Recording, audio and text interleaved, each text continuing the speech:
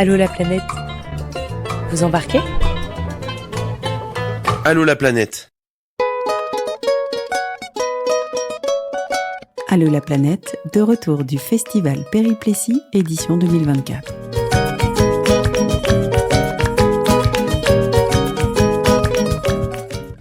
Alors nous sommes sur le festival Périplessis, donc qui a lieu toujours du 11 au 13 octobre à Charnay-les-Mâcons.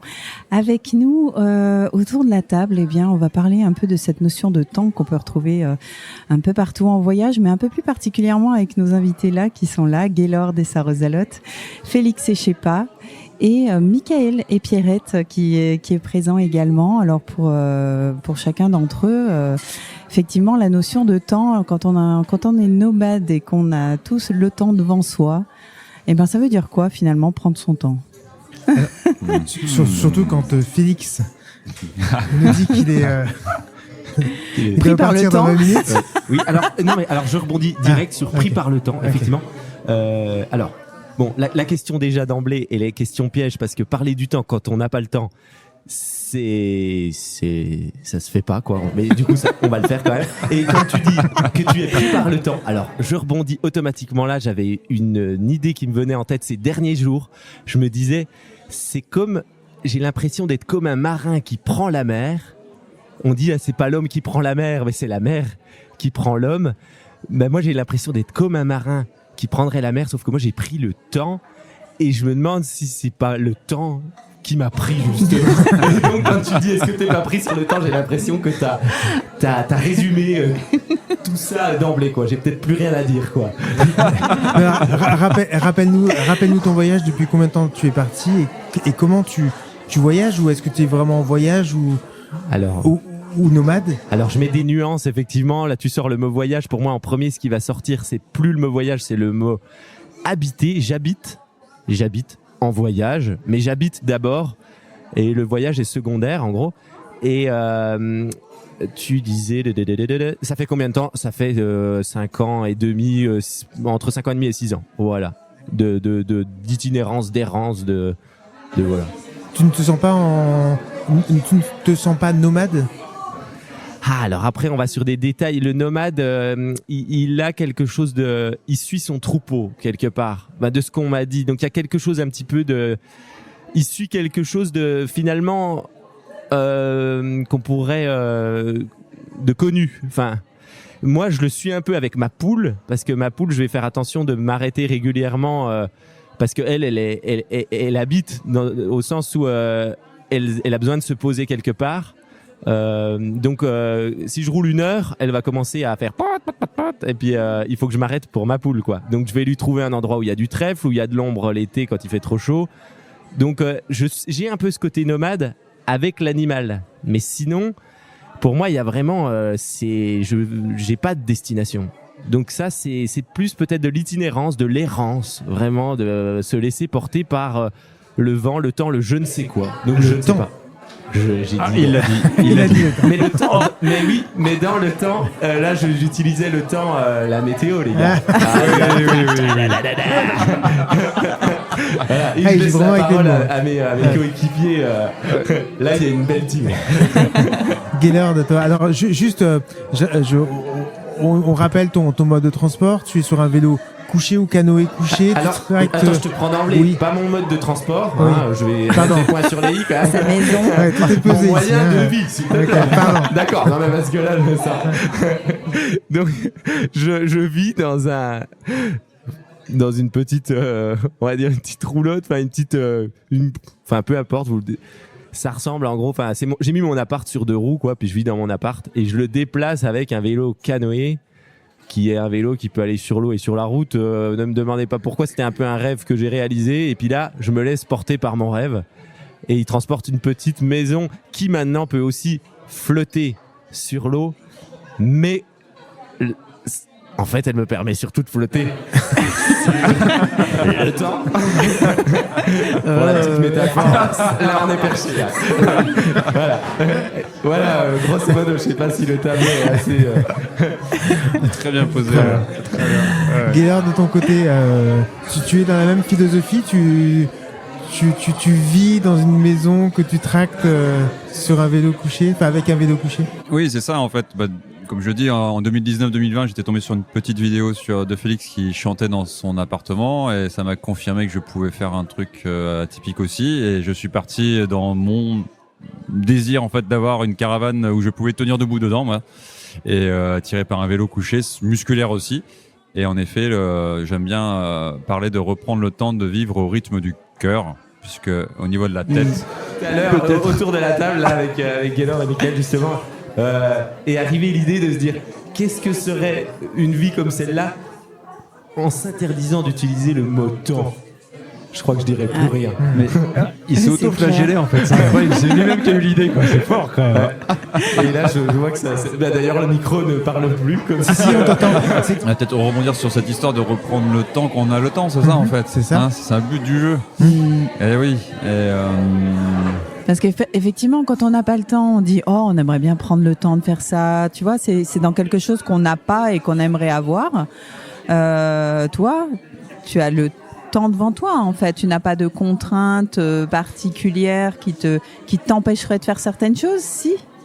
Et en fait, finalement, ce qui est incroyable, c'est que ça revient toujours, en fait. Les rendez-vous, en tout cas, dans mon expérience, en effet, au début, je savais pas où je m'arrêtais le soir, je savais pas combien de temps j'allais rouler, qui j'allais rencontrer. Et là, cette année, en 2024, j'ai décidé de créer plutôt une tournée en définissant des dates, en définissant le nombre de kilomètres, en ayant des rendez-vous. Bon. À la fois, j'ai quand même réfléchi à avoir le temps de faire ce déplacement, mais c'est vrai que il revient quand même cette histoire de planning, même si je choisis où est-ce que je mets mon temps, comme on en discutait justement là, choisir de mettre mon temps à venir à un festival, choisir de mettre mon temps à faire un atelier d'écriture avec les enfants, avec les EHPAD aussi, mais sauf que pour être en lien avec la communauté majoritaire, je me rends compte qu'il faut plus ou moins avoir des rendez-vous, il faut plus ou moins caler des choses. Sinon, en effet, il y a des beaux rendez-vous, des belles rencontres en impromptu comme ça, mais c'est autre chose, c'est différent. Donc, je jonglais avec ces deux tableaux. Je suis en train d'expérimenter, je vois ça. Mais savoir lever le pied quand même. Après, l'avantage d'être en déplacement musculaire, c'est que je suis au rythme de la respiration et du cœur, comme j'appelle ça. Hein. C'est à la fois poétique mais réel. C'est que quoi qu'il arrive, si mon cœur bat trop vite ou si la respiration va trop vite, je suis obligé de ralentir, je suis obligé de prendre le temps quoi qu'il arrive. Là, je suis venu au festival en vélo, j'ai fait 600 km en 10 jours. Eh bien, j'ai voulu aller vite, mais la vie m'a rappelé que j'étais quand même en vélo avec 80 kg de bagages quand même. Et je pensais déjà, je suis plus léger qu'avec la roulotte, mais il fallait quand même que je roule moins vite. Même dans les côtes, à 4 km/h. J'ai voulu forcer, mais les genoux m'ont rappelé à l'ordre. Donc, en fait, ouais.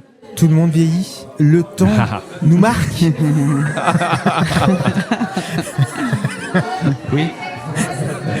Tu verras quand on aura nos âges. Ouais, c'est vrai.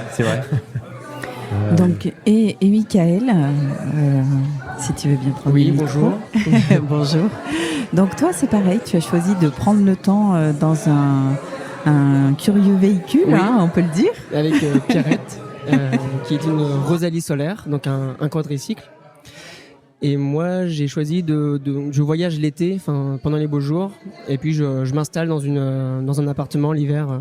Par rapport au temps, c'est vrai que quand je voyage, ça questionne ce qu'on veut faire de son temps qu'on a devant soi. Et autant l'hiver, j'ai un mode de vie assez intense par mon travail.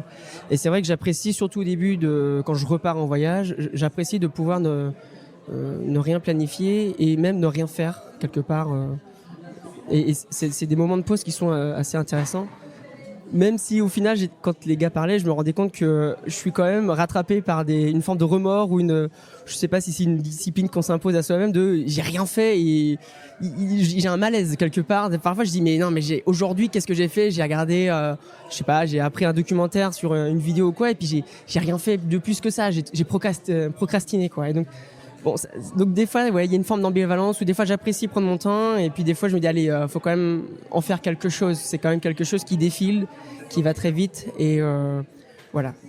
Je pense que ça repose la question de la qualité des activités qu'on veut en faire à ce moment-là. Vous vous sentez en décalage parce que là vous arrivez sur des festivals, vous rentrez dans dans une programmation avec des horaires. Est-ce que là vous dites oula c'est compliqué pour moi, j'ai pas envie ou ouais, surtout Félix comment tu te sens toi quand tu moi je me souviens quand je suis rentré 3 ans avec mon âne et que j'ai revu Eric Lange avec qui on a créé la radio. J'ai dit bon écoute j'arrive à Paris, on a 2 jours si tu veux pour travailler sur ce projet.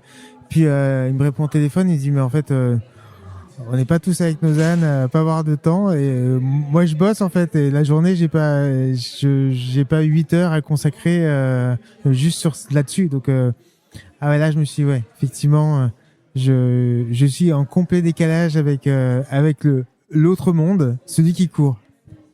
Oui bah le décalage il est moi clairement je me sens en décalage par rapport aux gens que je vais rencontrer au quotidien, c'est simplement finalement par rapport au temps où moi j'ai vraiment le entre guillemets j'ai vraiment le temps donc je sais pas comment dire, ça fait qu'il y a plein de choses qui sont considérées comme des problèmes pour les gens, genre tiens t'as cassé ta chaîne par exemple, mais monsieur comment vous allez faire, mais en fait c'est pas un problème pour moi vu que je ne suis pas avec un moyen de déplacement. J'ai ma maison avec moi, je vais me poser, c'est pas grave, on verra, peut-être qu'il y aura une solution, s'il y en a pas, je sais que je devais rester là. Et point, il n'y a pas de problème en fait. Et ce qui est très drôle, c'est que rien qu'une date, là par exemple pour venir sur le festival à Mâcon, ça fixe une date. Pour moi, j'ai dû allumer mon réveil qui est actuellement en train de sonner dans ma poche là. Et en fait, ça va me permettre de finir sur une très belle ouverture. Mais je finis là, le téléphone sonne en même temps, pour me dire que c'est fini. En fait, j'ai trouvé un peu cet intermédiaire de se dire, en fait. Je suis sur une date flottante, c'est-à-dire qu'on me dit il y a un festival à Mâcon qui voudrait bien projeter ton fil, est-ce que tu seras là? Je dis je sais pas, on verra quelques jours avant. Si j'arrive à trouver un endroit où je laisse mon vélo, ma caravane, ma poule, mais ça veut dire que quelques jours avant, je peux dire que quelques jours avant si je suis là ou pas. Et une fois par contre que j'ai trouvé un lieu, tout ça, je vais dire aux organisateurs j'ai trouvé un lieu, on me prend un billet de train, là tac tout d'un coup j'ai un horaire et alors là je peux me tromper, je peux être en retard. Je reviens, je renais au temps et je vois dans des moindres petits détails, des interstices de la vie, qu'on a peur de prendre le temps. On a peur, finalement, avoir le temps. Pour moi, c'est se retrouver face, comme je disais tout à l'heure, comme un marin qui prendrait la mer, un océan de temps.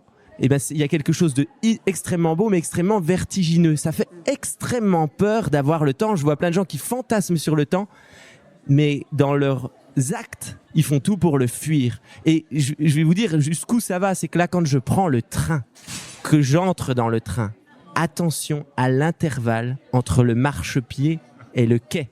On a peur du vide, on a peur du rien, de l'intervalle. Tu avais peur du rien. Pour moi, le rien, il fait partie de la vie et c'est ce qui donne de la saveur. Dans la musique, le rien donne de la valeur au temps. Dans une sculpture, c'est pas un plot de béton. En fait, la sculpture, le paradoxe, c'est qu'on va creuser le tronc d'arbre. On enlève de la matière, mais on donne de la valeur. Il y a un rythme. Le rythme, il est donné aussi par ce rien, qui est une chose pour moi finalement. J'apporte du rien dans ce que je fais. Mais dans un monde d'abondance, apporter du rien, dans un monde qui manque de rien, j'apporte du rien, j'apporte exactement ce que l'on manque. Et je vais vous laisser là-dessus, parce que moi j'ai un rendez-vous avec le temps. Exactement. Je vais vite prendre mon temps. Retrouver ta poule. On reprendra cette discussion. Merci. Merci les gars. À bientôt. Allez, c'est l'heure. N'oublie pas de récupérer tes chips. Tes chips. Parce qu'il est nourri aux chips, Félix. Aux chips et aux cacahuètes. Un de ces jours. Il est un peu déboussolé du coup, j'ai l'impression. Je crois qu'à chaque fois, ça fait ça. Incroyable. Sacré phénomène. Quelle belle parole qu'il a lancée là quand même. Joli, Ah oui, mais comme l'intervalle. quoi prendre le temps permet de philosopher, de mieux se connaître, de rentrer en méditation aussi. Mais ça fait quelques temps qu'on vous suit tous les deux et à chaque fois les discussions elles changent. On voit que vos voyages évoluent aussi et Et les projets, ce qui était le cas il y a 3-4 ans, ne l'est plus aujourd'hui. Et c'est normal. Hein, Tout est impermanent. Hein. Donc c'est sûr, forcément. Et puis s'adapter, je crois que c'est le meilleur moyen que l'homme et la femme a trouvé pour vivre sur cette planète, quoi. C'est l'adaptation, quoi. Oui. Et surtout ne pas subir et rentrer dans une case et d'être obligé de continuer à faire quelque chose parce qu'on s'est dit qu'on ferait ça comme ça, quoi. Oui, c'est ça. Voilà. Là, je suis venu en vélo, je voulais repartir en vélo et en toute transparence, exceptionnellement, oui, je vais peut-être mettre le vélo sur une voiture et rentrer. Je suis pas puriste, je vais utiliser le pétrole, mais parce qu'il y a d'autres rendez-vous qui viennent, il y a d'autres projets. Mais au début de ton voyage, ce n'était pas le cas. Eh non. Eh oui. C'est ça que j'ai dit. C'est voulu. Vous considérez que finalement des choses sont possibles. Et puis, même l'assistance électrique, c'est pareil, c'est quelque chose que je voulais pas entendre au début. Aujourd'hui, j'ai réfléchi pour de différents projets. Bon, dans un premier temps, j'aime bien faire un petit clin d'œil quand même à l'assistance musculaire que j'ai découvert grâce à Christine, un petit clin d'œil qui m'a accompagné dans la montée du Mont Aigoual cet été. Et c'est quand même plus sympa de discuter avec une pote qu'avec un moteur et une batterie et un panneau solaire. Mais en effet, l'assistance électrique pourra peut-être venir un jour parce que j'aurai d'autres rendez-vous. Donc du coup, ça me plairait de pouvoir être plus rapidement sur place et moins être en dépenses physiques. Et c'est ok après, ça va. Et au début, ça faisait peut-être un peu une fermeture. Et là, le fait de s'ouvrir à ça, ça reste dans l'ouverture et d'accueillir en fait. Voilà, c'est peut-être ça aussi le fait. Je sais pas si t'es assisté électrique, je sais plus. Ouais, j'ai 2 moteurs. Ouh là là. Non, mais Parle bien devant le micro. Voilà, super. c'est bien comme ça. Ouais, c'est parfait. bien. C'est pas trop fort. Un petit peu, ouais. Ok. Merci. Oui, moi j'ai les 2 pédaliers ont des assistances électriques. Voilà, parce que c'est une Rosalie, donc c'est fait pour être 2 pédaleurs normalement. Et à la base, moi, c'est pour des questions techniques. Quand j'ai qu'une seule roue qui fonctionne, elle a tendance à s'abîmer trop vite. Donc maintenant, j'ai l'autre roue qui pédale à côté de moi dans le vide, avec un moteur, quoi. D'accord. Ok, très intéressant. Oui. Et aussi parce que Félix qui nous dit au revoir. Voilà. Incroyable. Et c'était un véhicule prévu pour 2 personnes, dont à l'époque la passagère ne pouvait pas forcément pédaler, donc il fallait pouvoir emporter tout ce beau monde et malgré tout voyager, quoi, sans être contraint, quoi. Au début, vous êtes partis à 2, c'est ça? Oui, en fait, au tout début, l'idée était avec mon ancienne copine de faire un voyage à vélo sacoche, en fait, un peu conventionnel, on va dire. Et puis il se trouve qu'elle a eu des problèmes de genoux. Voilà. Donc du coup, l'idée c'était de trouver, on a dit pas de problème, on trouve juste une alternative. Et donc je cherchais un tandem, j'aime pas trop parce que c'est en ligne, on peut pas trop discuter avec le vent, tout ça. Donc l'idée c'est de trouver un tandem côte à côte, et d'où l'idée de la Rosalie que moi on pouvait louer à Saint-Jean-de-Mont quand j'étais en vacances. L'idée revenue. Et j'ai aussi cherché des modèles conventionnels mais qui pèsent beaucoup trop lourd. Ah oui, c'est vrai. Oui. Et puis gros coup de bol, voilà, j'ai eu l'occasion de trouver ce Pierrette, voilà, d'occasion. Donc voilà un peu comment ça a commencé. Ouais. D'accord. Elle pèse combien? Je sais pas si tu l'as dit. Non, je l'ai pas dit. Il y a avec moi et mes affaires à l'intérieur, on est à un total de 300 kilos. D'accord. Ah oui, quand même. Ouais. Oui, parce que je voyage presque la moitié de l'année, donc j'aime bien avoir mes casseroles, j'aime bien avoir. Ah oui, tu emmènes beaucoup de choses. Ouais. Voilà. Alors là et puis aussi, beaucoup de matos de réparation, on va pas se mentir. Cher Félix. Ciao Félix. On n'est pas en bientôt, direct, ouais. tu peux y aller. À très vite. Voilà. Mais c'est vrai, je voulais rebondir aussi sur une chose que Félix a abordé tout à l'heure sur la notion du temps et du rendez-vous. Je me souviens, j'ai horreur de planifier un rendez-vous à l'avance quand je voyage. Typiquement l'an dernier, il fallait que je prenne un ferry à l'avance pour faire Danemark-Oslo, et c'était un enfer. Je venais d'avoir un problème je commençais à avoir mal au genou. Et là, j'avais la deadline qui arrivait, fallait que je sois dans 3 jours au port, et j'avais mal vécu cette période-là parce que j'avais pas le choix, quoi. Il fallait pédaler, quoi. Et c'est vrai que ma devise quand je voyage, c'est le plan, c'est de pas avoir de plan, et c'est tout, quoi. Ça résume. Je veux pas, je m'interdis de planifier à l'avance, et les rendez-vous. Je rejoins Félix là-dessus, et on verra, quoi. Et des fois, il y a des gens, j'arrive une semaine après, tant pis, c'est la vie.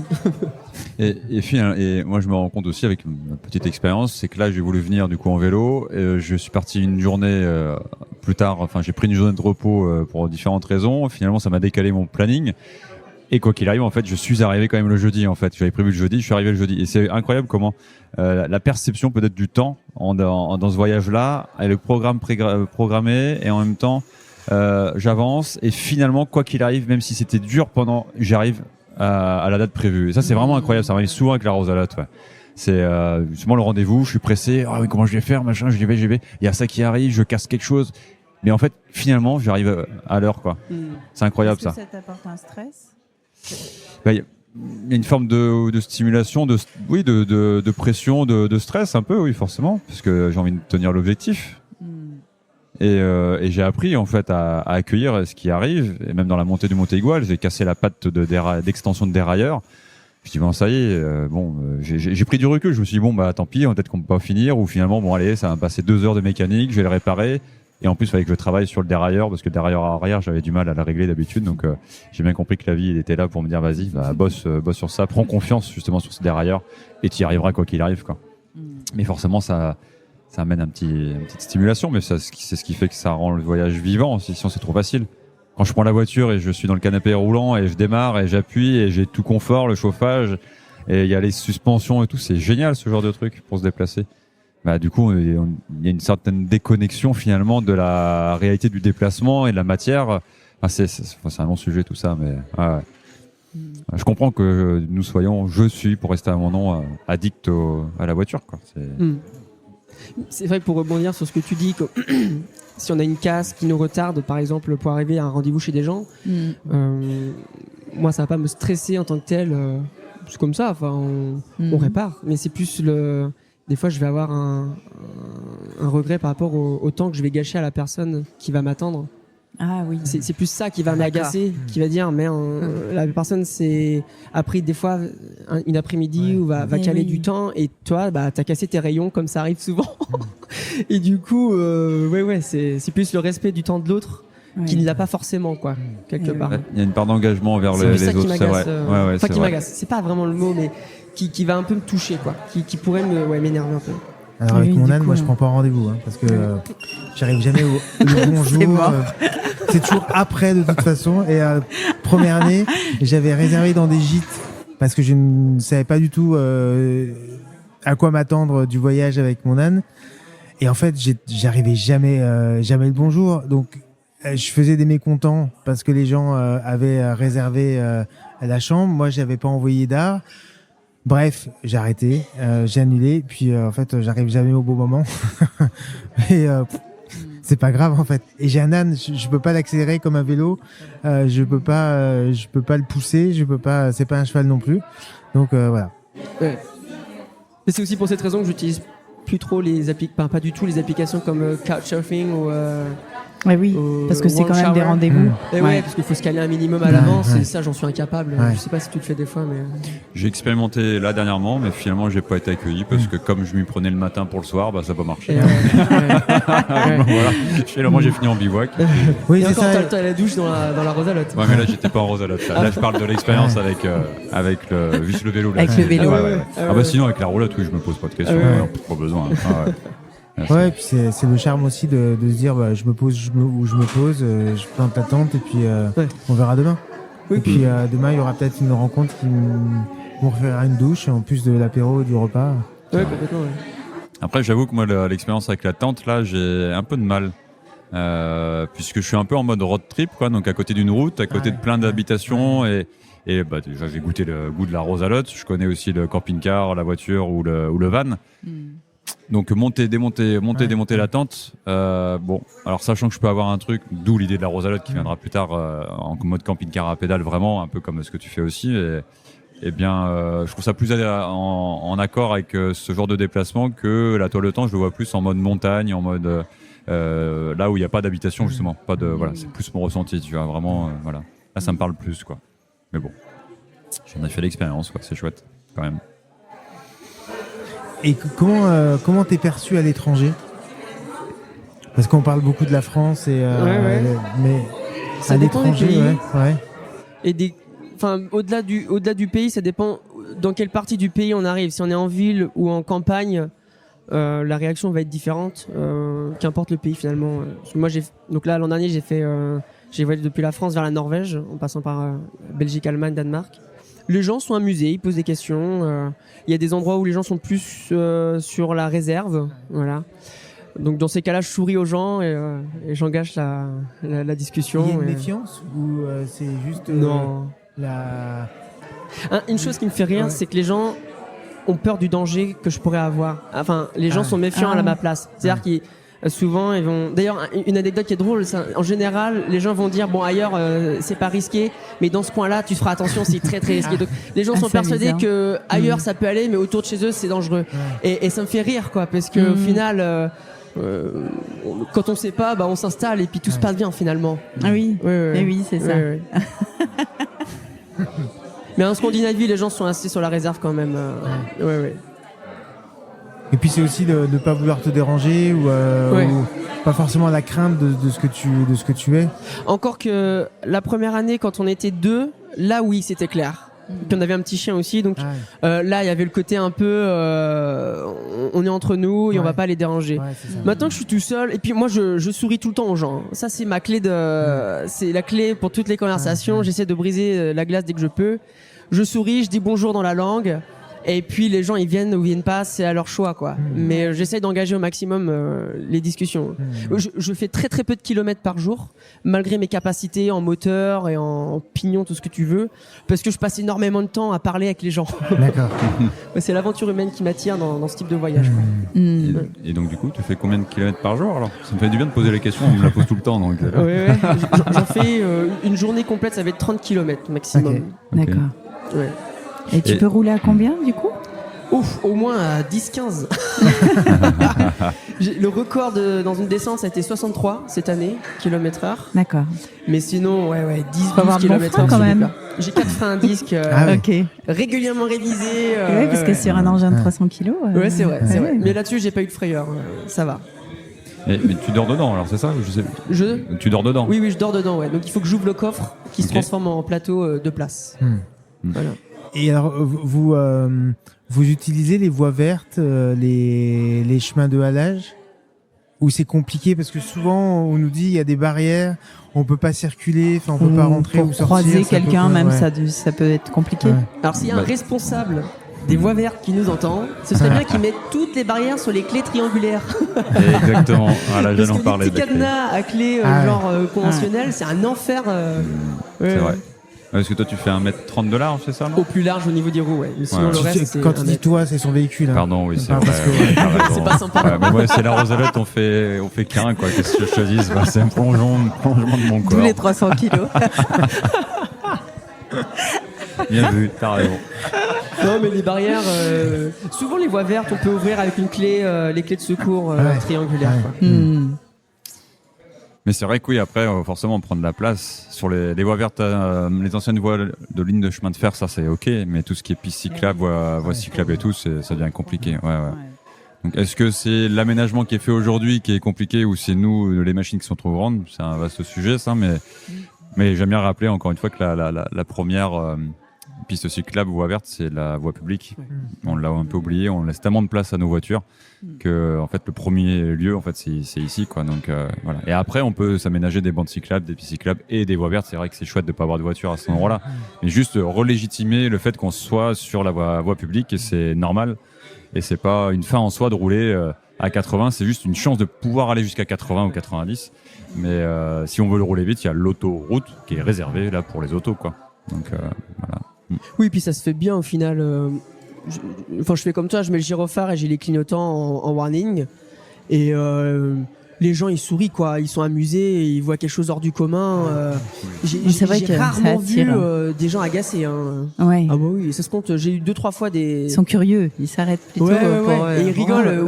Je les vois avec le téléphone en train de filmer ou de prendre une photo, donc du coup je klaxonne et je dis bonjour, mais ça s'arrête là. Et les gens sont, en fait, on a tendance à être assez sceptique par rapport à la réaction, au comportement d'autrui, mais les gens individuellement, ils sont.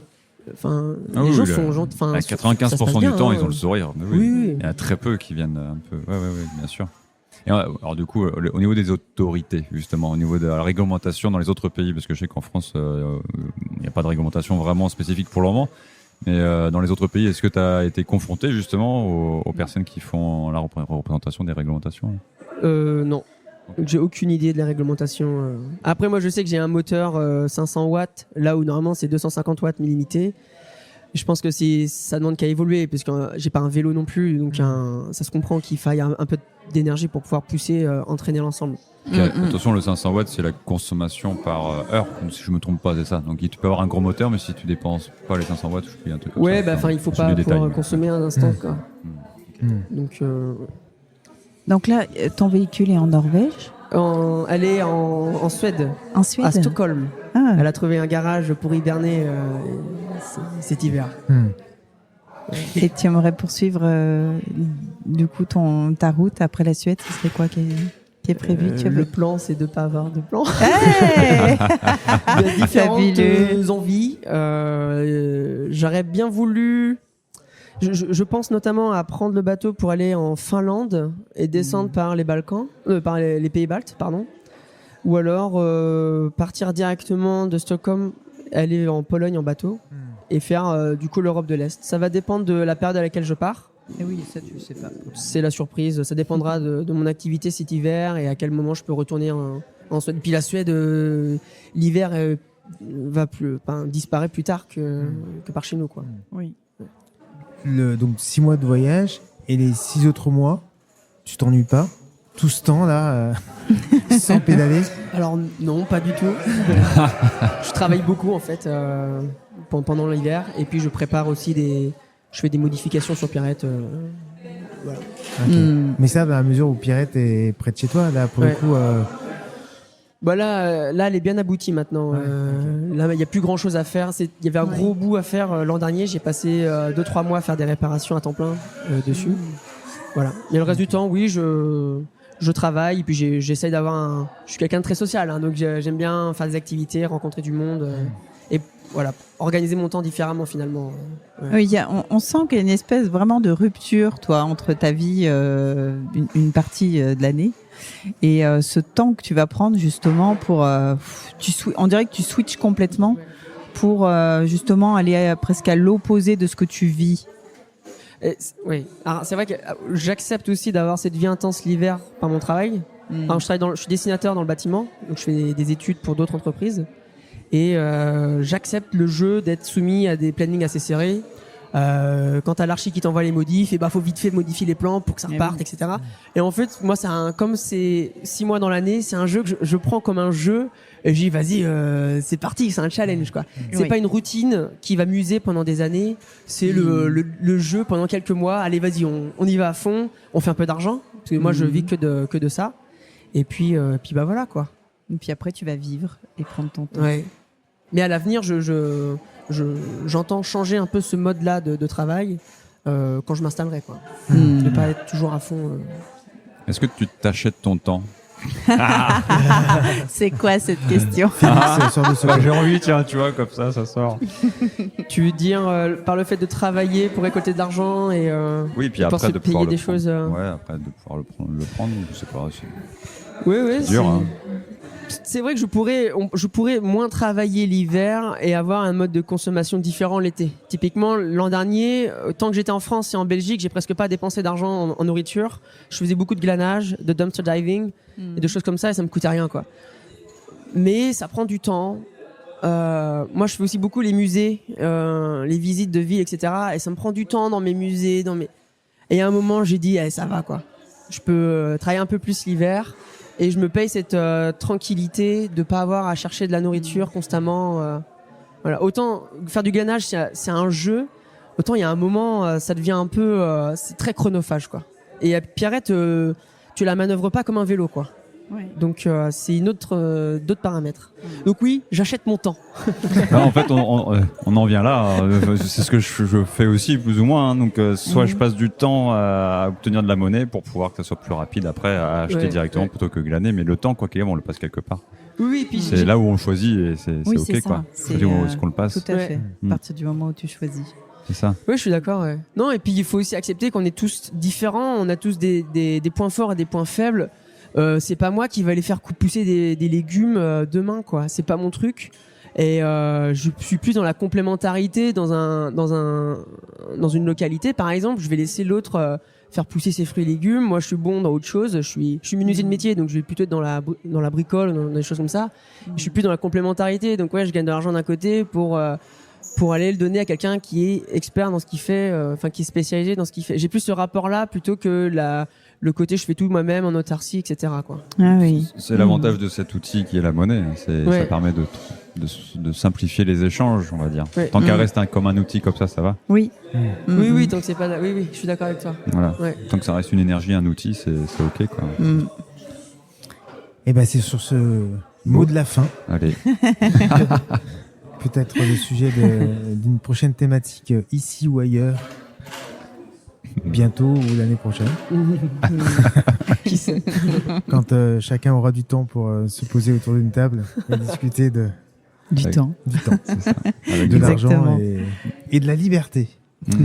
Merci Michael. Merci pour Gaël. l'invitation. Et C'est à puis vous. merci Félix si tu nous entends. Bye bye. Bye.